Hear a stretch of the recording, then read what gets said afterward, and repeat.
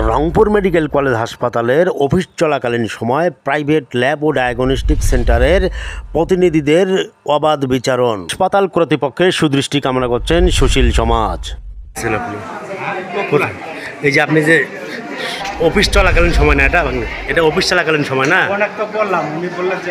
আপনি আমার সঙ্গে আপনি অফিস চলাকালীন সময় না, এদিকে এদিকে এদিকে এদিকে ভাই আগে আমার সঙ্গে কথা বলেন, পরে এটা অফিস চলাকালীন সময় তো আমি আসতে চাই।